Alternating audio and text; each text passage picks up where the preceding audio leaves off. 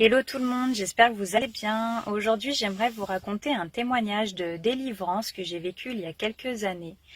Dans un autre témoignage, je vous avez déjà expliqué que j'avais eu la maladie de Lyme et que j'avais été malade pendant un peu plus de 3 ans et que j'avais été guérie miraculeusement. Et en fait, après cela, du coup, j'ai compris que c'était Dieu qui m'avait guérie et j'ai voulu apprendre à le connaître davantage. Et du coup, je me suis mise à le chercher de tout mon cœur. Je me suis mise à beaucoup prier. Je lui parlais sans cesse. Et je lui demandais de me montrer le bon chemin, de me montrer ce qui est bien, ce qui est pas bien. Parce que je voulais vraiment qu'il soit fier de moi. Je voulais vraiment lui plaire. Et je voulais vraiment marcher sur son chemin. Je voulais devenir quelqu'un de meilleur. Et en fait, tout ça m'a mené à Jésus. Dans mes recherches, dans mes prières, à chaque fois tout me ramenait à Jésus. En fait, j'arrêtais pas d'entendre parler de Jésus. Et moi, je comprenais pas parce que je disais, mais c'est Dieu le plus grand. Voilà pourquoi on me parle d'un homme, parce que pour moi, Jésus, c'était un homme qui a vécu, euh, qui a vécu sur cette terre, tout comme nous. Et donc, je comprenais pas pourquoi toujours Jésus, Jésus, Jésus. Et du coup, j'avais acheté le film Jésus de Nazareth, un film qui dure 6 heures, euh, pour essayer de comprendre, pour essayer d'en savoir un peu plus sur lui. Et bon, je savais qu'il était mort sur la croix, etc. Mais je comprenais pas pourquoi on parlait autant de lui. Et donc, j'ai regardé ce film et qui est vraiment fidèle à la Bible et fidèle à l'histoire telle qu'elle s'est produite. C'est vraiment la vie de Jésus. Et en fait, du coup, ben, j'ai compris pourquoi on parlait autant de lui, parce qu'il est mort sur la croix donc pour nos péchés, pour nous sauver. Il est mort, mais il est ressuscité 3 jours plus tard. Et en fait, sur cette croix, il a tout pris à notre place. Et j'ai compris qu'il avait pris tous mes péchés, que ben moi je suis qu'humaine et même si j'ai pas commis un gros crime, même si j'ai pas commis un meurtre ou des choses atroces, j'ai quand même commis des péchés. Et c'est difficile à expliquer ce que j'ai ressenti à ce moment-là, mais j'ai vraiment réalisé qu'il s'était sacrifié pour nous tous, mais aussi en particulier pour moi. Et là, je me suis effondrée. Là, j'ai pleuré pendant 1 heure. J'ai vu toute ma vie défiler, tout ce que j'ai fait de mauvais. Et vraiment, je me suis mis à genoux, j'ai demandé pardon. J'ai vraiment regretté tout ce que j'ai pu faire. J'ai vraiment demandé pardon, mais sincèrement à Dieu. Et, et là, il a mis une paix en moi.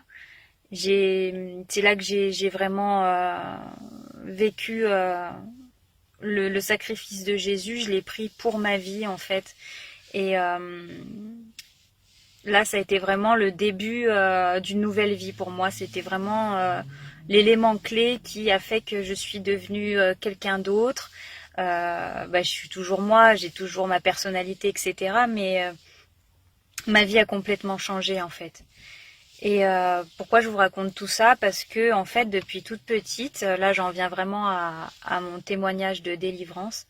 En fait, depuis toute petite, j'avais des soucis. Euh, Toutes les nuits, enfin très souvent, je faisais beaucoup de cauchemars, mais des cauchemars vraiment diaboliques. Euh, C'était vraiment malsain. Il y avait des choses, il y avait des esprits, il y avait plein de mauvaises choses dans mes rêves. Et en fait, ça a commencé à l'âge de 5 ans.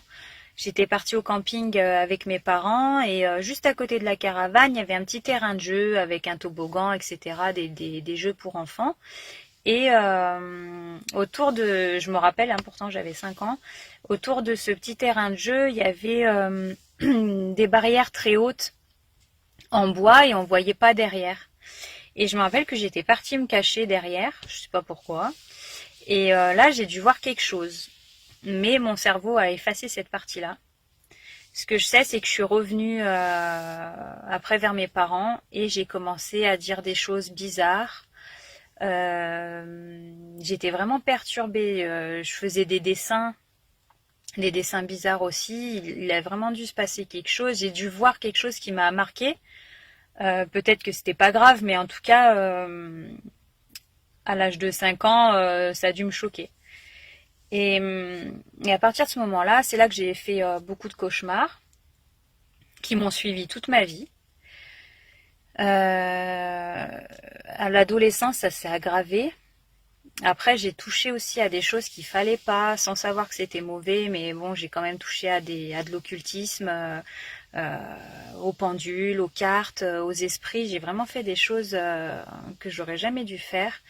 Et ça a ouvert des portes, je pense. Et là, mes nuits étaient de pire en pire. Vraiment, les cauchemars, c'était vraiment malsain. J'étais tourmentée. J'avais l'impression qu'on venait me visiter dans mon sommeil. J'avais l'impression qu'il y avait des esprits mauvais qui venaient alors que je dormais, qui me faisaient du mal pendant mon sommeil. C'était vraiment horrible que j'en pouvais plus en fait. Je commençais à la journée en fait quand j'étais éveillée, ça me travaillait encore et je me demandais si j'étais normale. Je croyais qu'il y avait quelque chose qui allait pas en moi, qui allait pas dans ma tête. Je comprenais pas pourquoi je faisais autant de rêves comme ça et au lieu de me dire que c'était peut-être juste diabolique, qu'il y avait une emprise sur moi, je commençais à me poser des questions sur est-ce que je suis pas folle, est-ce que j'ai pas un problème psychologique, etc. Et donc voilà, j'en reviens à ma rencontre avec Dieu, puis ma rencontre avec Jésus.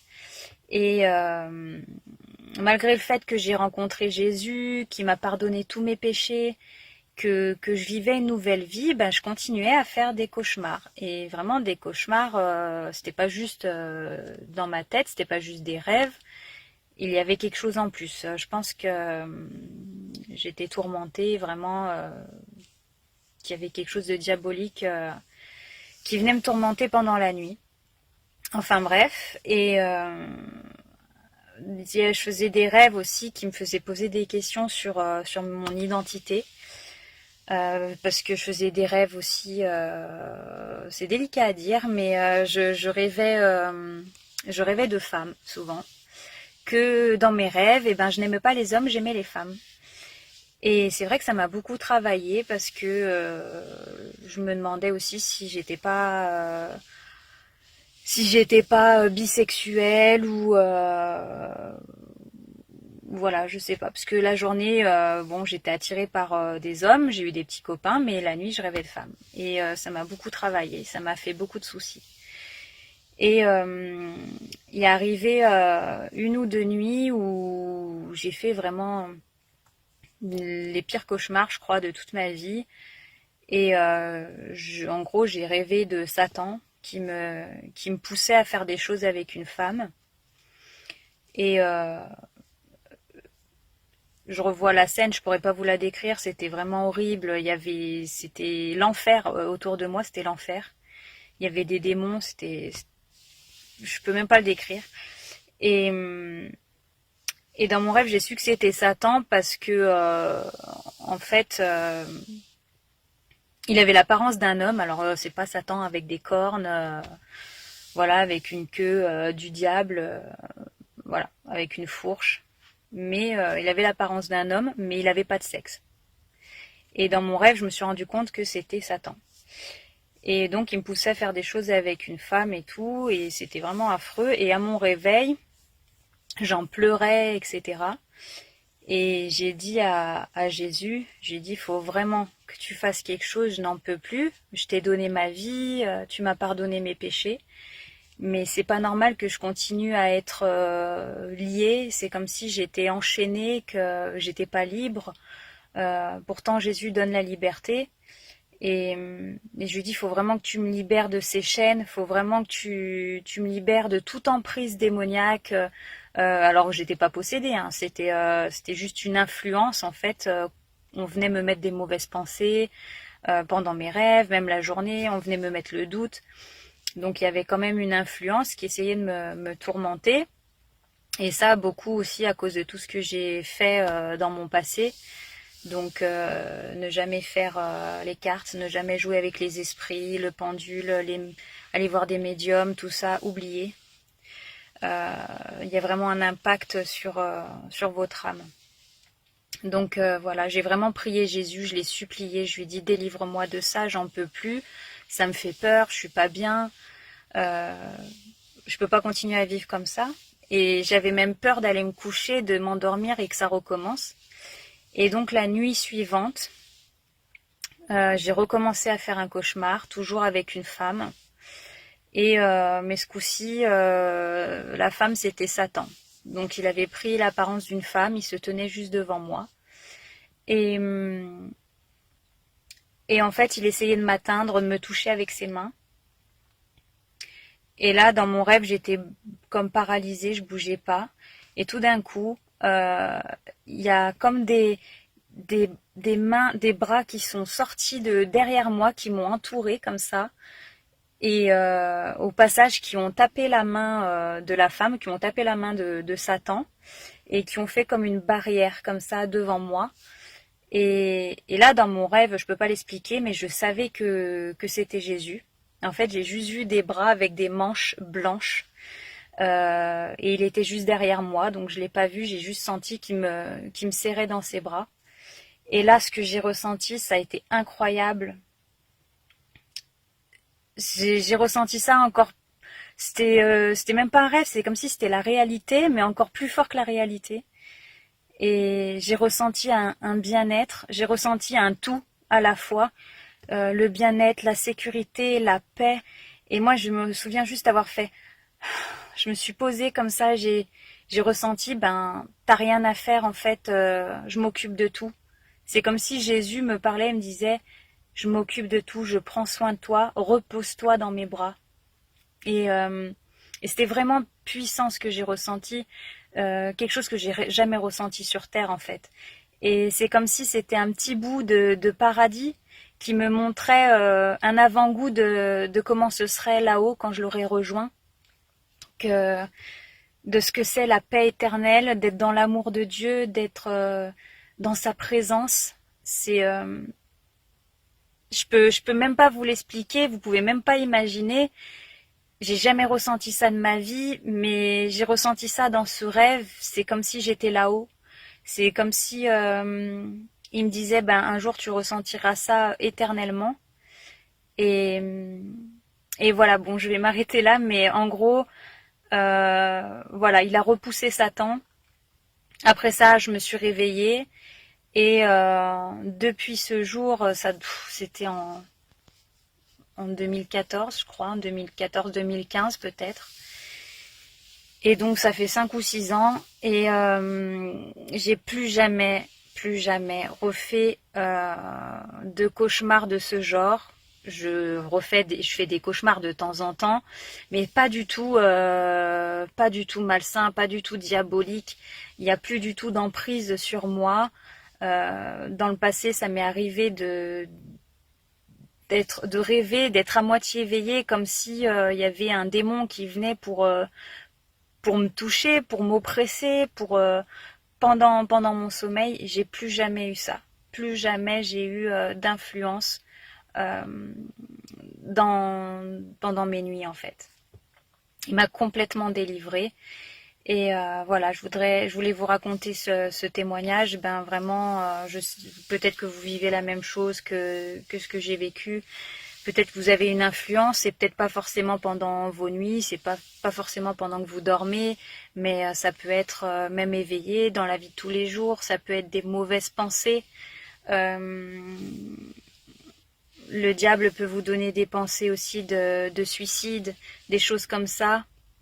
Ce n'est pas vous. Faut vraiment crier à Dieu, crier à Jésus, le supplier de venir vous aider, et il le fera parce qu'il vous aime. Et il veut vous sauver, il veut vous donner la vie éternelle, il veut vous pardonner vos péchés. Donc il est vraiment la solution à tous vos problèmes. Non pas que vous aurez une vie sans soucis, loin de là, mais il sera toujours là pour vous donner sa paix et vous secourir. Voilà, je suis désolée, j'ai été un peu trop longue, mais c'était compliqué de faire plus court. Je vous dis à très bientôt pour un prochain témoignage et en attendant, je vous souhaite d'être bénis et je prie que toi qui regardes cette vidéo, que tu puisses trouver la paix en Jésus-Christ. À bientôt, merci.